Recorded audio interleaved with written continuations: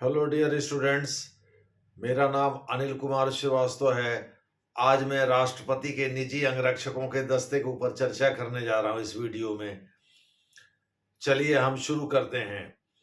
दरअसल जो वर्तमान व्यवस्था है राष्ट्रपति को निजी अंगरक्षक रखने की और घुड़बग्गी में यात्रा करने की, इसकी शुरुआत 1773 में आप लोगों को जान करके आश्चर्य होगा कि 1773 में बंगाल के पहले गवर्नर और गवर्नर जनरल वारेन हेस्टिंग्स ने किया था। दरअसल वारेन हेस्टिंग्स बंगाल के पहले गवर्नर जनरल ने 1773 के रेगुलेटिंग एक्ट के अधीन उनको बंगाल का गवर्नर जनरल बनाया गया था और उनको बॉम्बे तथा मद्रास प्रेसिडेंसी के गवर्नरों के ऊपर निगरानी रखने का अधिकार दे दिया गया था, इसीलिए उनको गवर्नर जनरल कहा गया था। बंगाल को अंग्रेज कामधेनु की तरह से ट्रीट करते थे, जैसा बिपिन चंद्र ने अपने रिसर्च बुक इकोनॉमिक नेशनलिज्म में लिखा है। मोटे तौर पर आप कह सकते हैं कि इसकी शुरुआत जो रॉयल यानी राजकीय जो घुड़बग्गी का इस्तेमाल राष्ट्रपति वर्तमान में करती हैं उनकी शुरुआत 1773 में हुई थी। हालांकि राजा चैत सिंह जो कि बनारस के राजा थे, उन्होंने 50 घुड़सवारों का एक दस्ता भी भेंट किया था बंगाल के गवर्नर जनरल को, जिससे उनके घुड़सवारों की दस्ता बढ़कर 100 हो गई थी, यानी वो दस्ता बढ़कर 100 हो गया था। आप कह सकते हैं कि राजा चैत सिंह और वारेन हेस्टिंग्स दोनों ने मिलकर के इस व्यवस्था की शुरुआत की थी। राजकीय जो कैवलकेड है उसकी शुरुआत की थी। आज़ादी के समय राजेंद्र प्रसाद भी इसका इस्तेमाल करते थे और आज़ादी के बाद जब वो राष्ट्रपति बने, जब गणतंत्र बना 26 जनवरी 1900, ये हम वर्तमान में 76वां गणतंत्र दिवस मना रहे हैं, तो 1950 में 26 जनवरी के दिन जब भारत गणतंत्र बना था, हालांकि संविधान तो बन करके 26 नवंबर 1949 को ही तैयार हो गया था, लेकिन इसको लागू किया गया 26 जनवरी 1950 को, क्योंकि उससे 1930 में तत्कालीन प्रधानमंत्री पंडित जवाहरलाल नेहरू ने ट्रिस्ट विद डेस्टिनी का नाम दिया था, यानी नियति के साथ संघर्ष का नाम दिया था।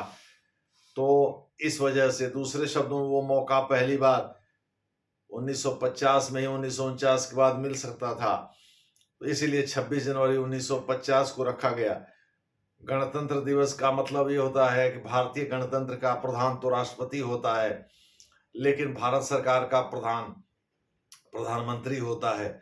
दूसरे शब्दों में भारत में 2 शासनाध्यक्ष और राष्ट्राध्यक्षों की व्यवस्था है, जबकि अमेरिका में एक है, दुनिया के कई देशों में एक ही है, लेकिन भारत में, पाकिस्तान में इत्यादि कई जगहों पर ये 2 होते हैं। दूसरे शब्दों में गणतंत्र का प्रधान कोई और होता है, वो किसी पार्टी से संबंधित नहीं होता है, और सरकार का मुखिया कोई और होता है, इसीलिए आलोचना प्रधानमंत्री की होती है, लेकिन प्रधानमंत्री बहुत पावरफुल व्यक्ति होता है, क्योंकि देश चलाने के सारे अहम फैसले वही लेता है, वही मंत्रिपरिषद का निर्माण करता है, न्यूक्लियर बटन भी उसी के हाथ में होती है, और वही उसका कोई कार्यकाल निर्धारित नहीं है। संसद के निचले सदन यानी लोकसभा के प्रति सामूहिक रूप से वह उत्तरदायी होता है। जब तक मंत्रिपरिषद का बहुमत वहां है तब तक वह उत्तरदायी रहेगा, और अधिकतम कार्यकाल 5 साल का होता है लोकसभा का। इसे इमरजेंसी काल में एक बार में 1 साल बढ़ाया जा सकता है, जो कि श्रीमती इंदिरा गांधी ने व्यवस्था की, जिससे जनता पार्टी ने भी 44वें संविधान संशोधन अधिनियम 1978 के बाद कंटिन्यू कर दिया था। खैर, आज हम चर्चा कर रहे हैं राष्ट्रपति के निजी अंगरक्षकों की। यह वास्तव में जो घुड़सवारों का यह निजी अंगरक्षक है, यह 50वीं बटालियन से जुड़ा हुआ है, और यह बहुत पुराना घुड़बग्गी का इस्तेमाल करते हैं राष्ट्रपति।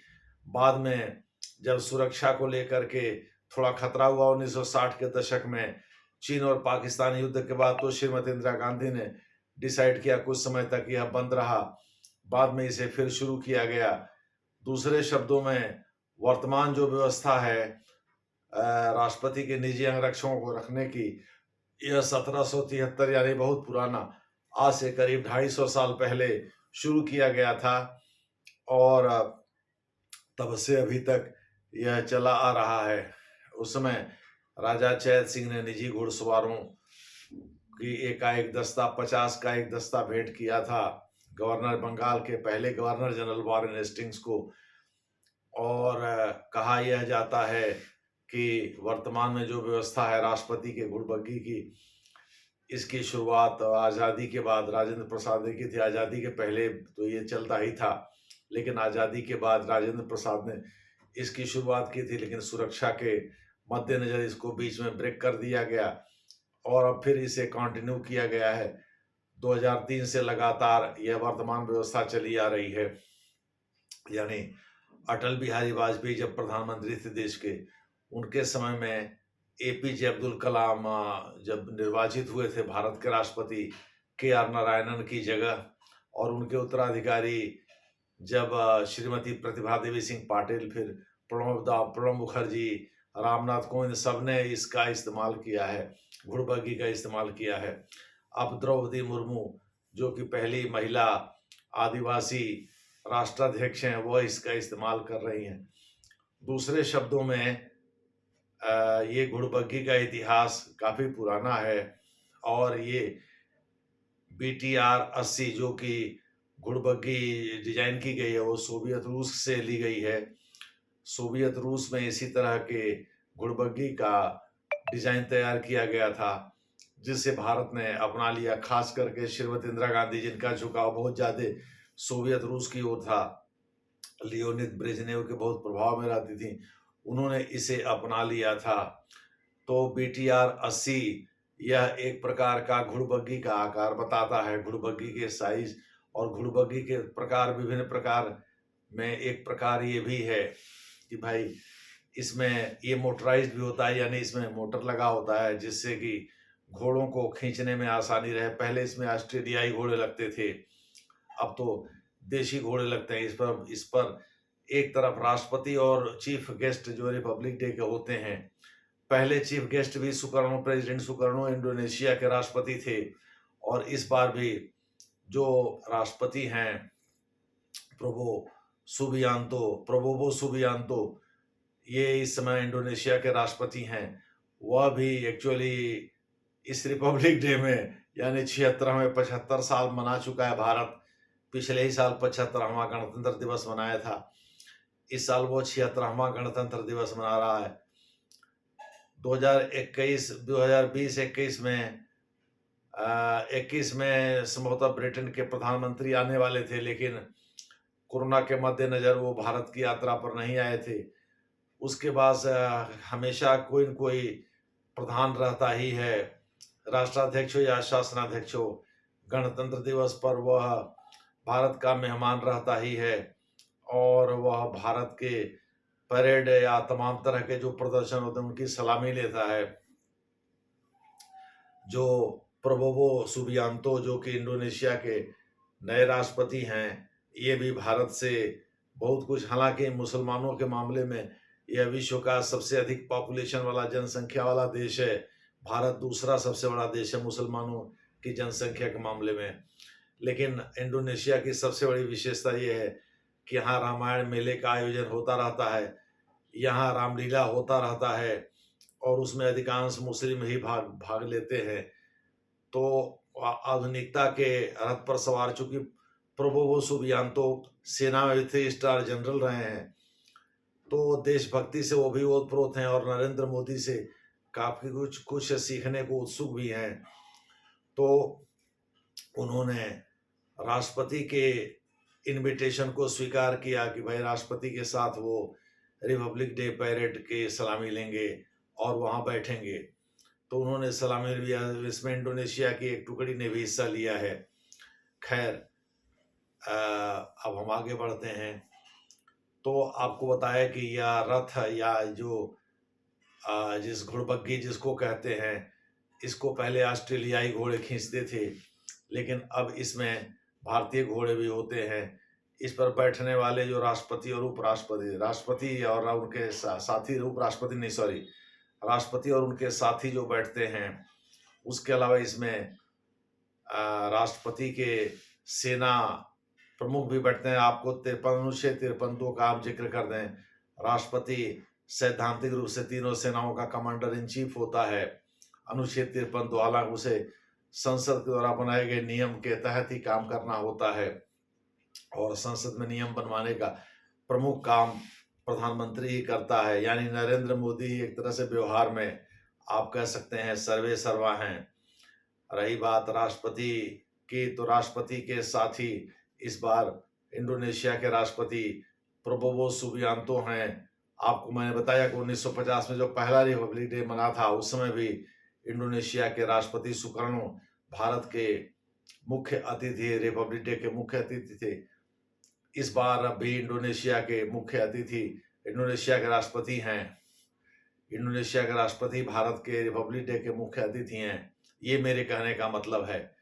मोटे तौर पर आप समझ लीजिए कि भारत में जो व्यवस्था है वर्तमान में, वह काफी हद तक नॉन अलाइनमेंट मूवमेंट से प्रेरित है। नॉन अलाइनमेंट मूवमेंट की नींव आपको बता दें, इंडोनेशिया में 1954 में रखी गई थी, बांडुंग में, जो कि इंडोनेशिया का एक शहर है। जावा, संभवतः जावा द्वीप पर स्थित है। जावा और सुमात्रा वहां के दो प्रमुख द्वीप हैं, संभवतः जावा द्वीप पर स्थित है। हालांकि इसे भारत की विदेश नीति का भले ही आधार बनाया जाए, लेकिन उसमें पंचशील का भी बहुत बड़ा रोल है। और नॉन अलाइनमेंट मूवमेंट का पहला सम्मेलन, यानी नॉन अलाइनमेंट मूवमेंट के बारे में या ये इसके खाका के बारे में कोलंबो में नवंबर में अफ्रो एशियन नवोदित जो अफ्रीका और एशिया महाद्वीप के राज्य थे, उनके बारे में पंडित नेहरू ने डिटेल बताया था। तो जाहिर है उसमें महाशक्तियों से पंडित नेहरू की चिढ़ थी। जाहिर है कि पहले रिपब्लिक डे पर उन्होंने अमेरिका या रूस जैसे किसी महाशक्ति के, उस समय तो सोवियत रूस था, किसी महाशक्ति के शासनाध्यक्ष या राष्ट्राध्यक्ष को आमंत्रित नहीं किया, बल्कि उन्होंने प्रेसिडेंट सुकर्णो को आमंत्रित किया और प्रेसिडेंट सुकर्णो ही यहाँ के रिपब्लिक डे के मुख्य अतिथि बने थे। खैर, नॉन अलाइनमेंट मूवमेंट बांडुंग सम्मेलन जो इंडोनेशिया में ही स्थित है, वहां से नॉन अलाइनमेंट मूवमेंट की नींव पड़ी थी। हालांकि इसका पहला शिखर सम्मेलन बेलग्रेड, यूगोस्लाविया के जोसेफ बिजो टिटो, जो कि उस समय यूगोस्लाविया के राष्ट्रपति थे, यूगोस्लाविया उसमें बटा हुआ नहीं था, एक था, और वो कम्युनिस्ट फिलॉसफी यानी साम्यवादी दर्शन से ओतप्रोत था। तो इस प्रकार से यूगोस्लाविया की राजधानी बेलग्रेड में इसकी पहली शिखर बैठक 1961 सितंबर में हुई थी। सितंबर के संभवतः पहले सप्ताह में हुई थी और उसमें महाशक्तियों से दूरी बनाने पर बल दिया गया था। अब इस समय 121 सदस्य देश हैं नॉन अलाइनमेंट मूवमेंट के। आखिरी इसकी बैठक 2024 में युगांडा की राजधानी कंपाला में हुई और उसमें नरेंद्र मोदी ने शिरकत नहीं किया। नरेंद्र मोदी तो लगातार इसको स्किप कर रहे हैं। इससे नॉन अलाइनमेंट मूवमेंट का जो महत्व है वो कम होता जा रहा है। खैर, वो तो एक अलग का विषय, एक अलग का टॉपिक है, इस पर हम लोग अलग से चर्चा करेंगे। लेकिन एस जयशंकर, सुब्रमण्यम जयशंकर, जो भारत के विदेश मंत्री हैं, उन्होंने इसमें शिरकत किया था। इसमें 30 राष्ट्राध्यक्ष भी या शासनाध्यक्ष भी शामिल हुए थे, जिसमें दक्षिण अफ्रीका के ये राष्ट्रपति भी शामिल हुए थे, जो कि साइरिल रामफोसा जिनका नाम है, वो भी इसमें शामिल हुए थे। तो 121 देश इसमें हैं और 121वां देश इसमें साउथ दक्षिण सूडान है। और मुझे लगता है कि बहुत दिनों बाद, यानी शर्म अल शेख, जो कि इजिप्ट में लाल सागर के किनारे खूबसूरत शहर है छोटा सा, उसमें इसका आयोजन जब हुआ था वर्ष 2018 में संभवतः हुआ था। उसके बाद अफ्रीकी महाद्वीप में यह आयोजन पहली बार हुआ था 2024 में कंपाला में, युगांडा की राजधानी में, और उसमें साइरिल रामफोसा जो दक्षिण अफ्रीकी रिपब्लिक के राष्ट्रपति हैं, उन्होंने भी भाग लिया था। मोटे तौर पर आप कह सकते हैं इसमें 121 सदस्य हैं, 121वां सदस्य इसका दक्षिणी सूडान है और वो भी अफ्रीकी महाद्वीप में ही एक सब सहारन अफ्रीकी कंट्री है। सूडान में ईसाई और मुसलमानों में बटा हुआ है। खैर उसके बारे में हम ज़्यादा चर्चा नहीं करेंगे, सूडान के विद्रोह के बारे में हम चर्चा नहीं करेंगे। हम यहाँ मोटे तौर पर चर्चा कर रहे हैं राष्ट्रपति के निजी अंगरक्षकों की, अब वहीं तक अपने को सीमित रखेंगे। हम आपको बताते चलें, इस प्रकार से राष्ट्रपति के जो निजी अंगरक्षक होते हैं उनके बारे में पंडित नेहरू ने जो आकार बनाया था, जो खाका बनाया था, उसमें विकसित और अर्धविकसित देशों की भरमार थी। हालांकि बाद में इसमें परिवर्तन हुआ जब श्रीमती इंदिरा गांधी सोवियत रूस की ओर झुक गई और उसके पहले पंडित नेहरू भी निकिता क्रुश्चेव, जो कि सोवियत रूस के जोसेफ स्टालिन के बाद वहां के महासचिव रहे, उसके बाद लियोनिद ब्रेजनेव का प्रभाव बना और एलेक्सेई कोसिजिन लाल बहादुर शास्त्री के समकालीन थे, एक्चुअली प्रधानमंत्री थे सोवियत रूस के। उन्हीं के निर्देशन पर, उन्हीं के देखरेख में ताशकंद समझौता 1966 का जनवरी में हुआ भी था। तो जिसके बाद लाल बहादुर शास्त्री का देहांत हो गया था 10 जनवरी की मध्यरात्रि के बाद, यानी वो आप 11 जनवरी कह सकते हैं, वो उनका देहांत हो गया था। उसके बाद श्रीमती इंदिरा गांधी को के कामराज के बदौलत भारत का प्रधानमंत्री नियुक्त किया गया था। वो तो राज्यसभा की मेंबरान थी उस समय। उनके निर्देशन में 1967-1971 के चुनाव हुए, जिसमें उन्होंने 71 में तो बम्पर जीत हासिल किया था, चूंकि उस समय तक बांग्लादेश बन चुका था, और 67 में वेफर थिन मेजॉरिटी थी, किसी तरह से बहुमत हासिल कर पाई थी श्रीमती इंदिरा गांधी। लेकिन 72 में चुनाव के बजाय 71 में उन्होंने चुनाव करा दिया, चूंकि बांग्लादेश का निर्माण कर दिया था भारत ने। तो उसके रथ पर सवार होकर, उस लोकप्रियता के रथ पर सवार होकर श्रीमती इंदिरा गांधी को बम्पर सीटें आ गई थीं और उन्होंने द्वितीय चक्र की मतगणना के आधार पर वीवी गिरी को भारत का राष्ट्रपति भी नियुक्त करा दिया था, जो डॉक्टर जाकिर हुसैन की मृत्यु के बाद खाली हुआ था पद, उसको भर दिया था। खैर, तो राष्ट्रपति के जो अंग, सेना के अंग होते हैं, उनके जो प्रधान होते हैं, वो सामने बैठते हैं और उनकी लंबाई कम से कम 6 फीट होनी चाहिए। ये एक परंपरा है। और जो तल भाला वो इस्तेमाल करते हैं, उसकी लंबाई कम से कम 9 फीट होनी चाहिए। दूसरे शब्दों में, जो घोड़बग्गी है उसका इतिहास बताया, उस पर बैठने वाले अंगरक्षकों का इतिहास बताया। राष्ट्रपति रहती हैं और उनके एक सहयोगी, जो कि मुख्य अतिथि भी रहते हैं, वो भी रहते हैं उस पर। वो किसी देश के राष्ट्राध्यक्ष या शासनाध्यक्ष होते हैं। राष्ट्राध्यक्ष होंगे तो राष्ट्राध्यक्ष भी शासनाध्यक्ष होता है। जैसे दुनिया के अधिकांश देशों में राष्ट्रपति मूलक प्रणाली है, वही राष्ट्राध्यक्ष भी होता है, वही शासनाध्यक्ष भी होता है। अगर वह केवल शासनाध्यक्ष एक पायदान नीचे है राष्ट्रपति से, तो भी उनके बगल में ही बैठता है। जैसे ब्रिटेन के प्रधानमंत्री यदि आए होते तो वो तो शासनाध्यक्ष, उसी की प्रणाली पर, वेस्टमिंस्टर प्रणाली पर ही भारतीय व्यवस्था का निर्माण हुआ है, शासन व्यवस्था का निर्माण हुआ है। तो उससे कोई फर्क नहीं पड़ता। लेकिन ये है कि इसमें जाट, सिख जाट और राजपूत 3 ही रेजिमेंट के लोग परंपरागत रूप से शामिल होते हैं। इसमें घोड़बग्गी का इतिहास आपको बताया ही था। इसमें जो अंगरक्षक होते हैं वो कर्नल रैंक से नीचे के नहीं होते हैं, वो प्रधान भी हो सकते हैं। यानी राष्ट्रपति के जो निजी अंगरक्षकों की टुकड़ी है, उसमें सेना के प्रधान शामिल होते हैं। निजी अंगरक्षकों ने कई जगह बड़ी महत्वपूर्ण भूमिका, ये युद्ध में भी हिस्सा लेते हैं, ये शांति सेना में भी हिस्सा लेते हैं, ये सियाचिन में, कश्मीर में, चीन के खिलाफ चुशुल में, यानी जो पूर्वी लद्दाख में है, उसमें हिस्सा ले चुके हैं। ये युद्ध में भी हिस्सा लेते हैं। जैसा आपने बताया, इनके भाला की लंबाई 9 फीट होनी चाहिए, इनकी लंबाई भी 6 फीट से कम नहीं होती है। जाहिर है जाट, सिख जाट और जो राजपूत हैं, ये लंबे चौड़े होते ही हैं, तो इन्हीं में से चुन करके इसको रखा जाता है। यानी राष्ट्रपति के निजी अंगरक्षक इन्हीं 3 रेजिमेंट से लिए जाते हैं, इन 3 के सिवा किसी और से नहीं लिए जाते। यह एक परंपरा का हिस्सा है। मोटे तौर पर आप कह सकते हैं कि जो राष्ट्रपति के निजी अंगरक्षक हैं, उनके लिए कुछ नियम बनाए गए हैं, उन्हें नियमों का पालन ये करते हैं, उसी के आधार पर इनका चयन भी होता है। इसके बारे में हमने डिटेल बताया।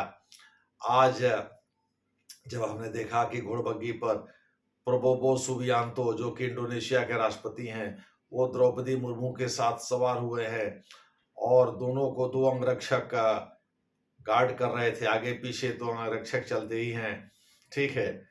और घुड़सवार जिनको कहते हैं, तो हमको इसके इतिहास को बताने की जरूरत महसूस हुई, जो कि हमने आपको बताया संक्षेप में। धन्यवाद।